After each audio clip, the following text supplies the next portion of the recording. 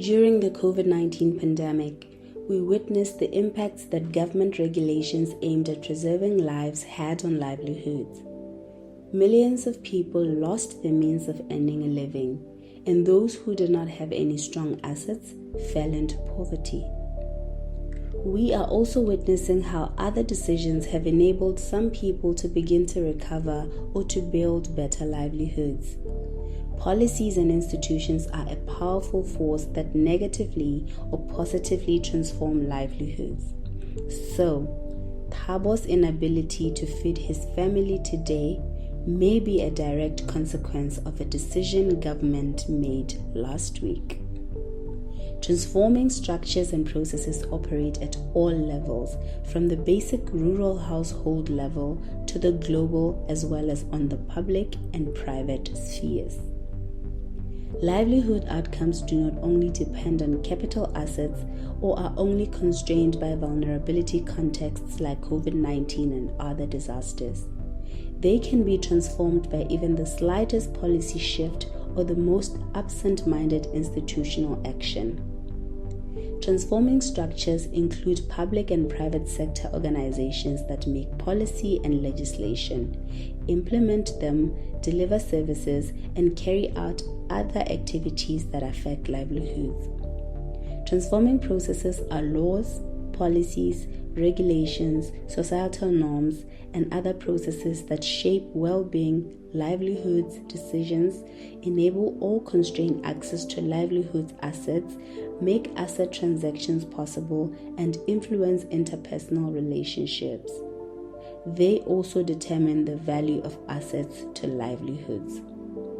Policies on agriculture and environment or cultural issues, for example, could determine whether Thabo's land adds any value to his household's ability to earn a living. The local municipality. At the Sachi Chair in Sustainable Local Livelihoods, we are keen about the role of the municipality as a transforming structure in rural livelihoods. In South Africa, municipalities are divided into 5 categories, A and B1 to B4, based on their level of urbanization. Therefore, B4 municipalities, which is the 5th category, are predominantly rural. The municipality brings governance closer to the people, materially through implementing development plans and delivery of basic services such as water and sanitation. It is also responsible for refuse removal, electricity, local health services, land use, municipal roads, local economic activities, local tourism, and municipal public transport. The failures of these municipalities to deliver on the basic services has, especially on the past decade, caused frequent protests by citizens demanding for better services, but without major successes. This has diminished the trustworthiness of local government in the eyes of the people. Rural municipalities face many other challenges, some administrative and others related to lack of resources. They are unable to sufficiently generate revenue to enable them to implement projects. Statistics South Africa, for example, observed in 2014 that over 73% of the revenue of rural municipalities came from grants and subsidies from the national and provincial government.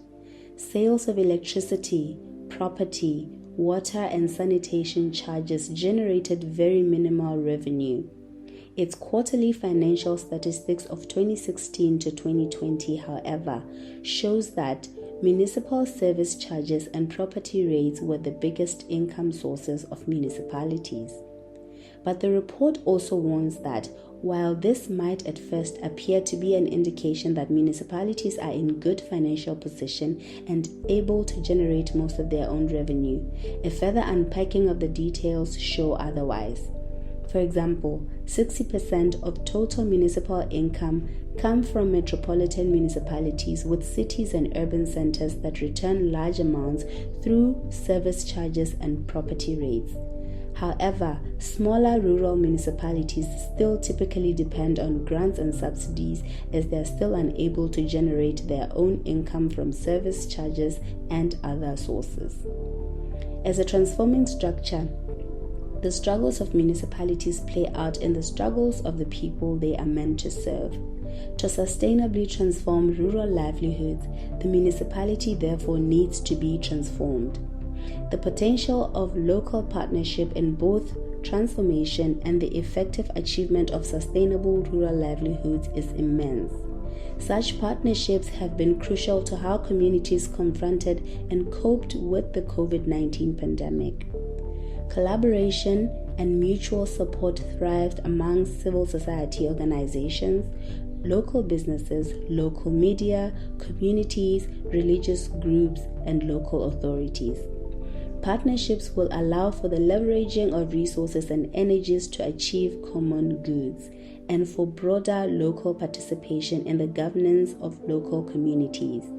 Collaboration will therefore go a long way in repositioning the local municipality as a central transforming structure in rural livelihoods.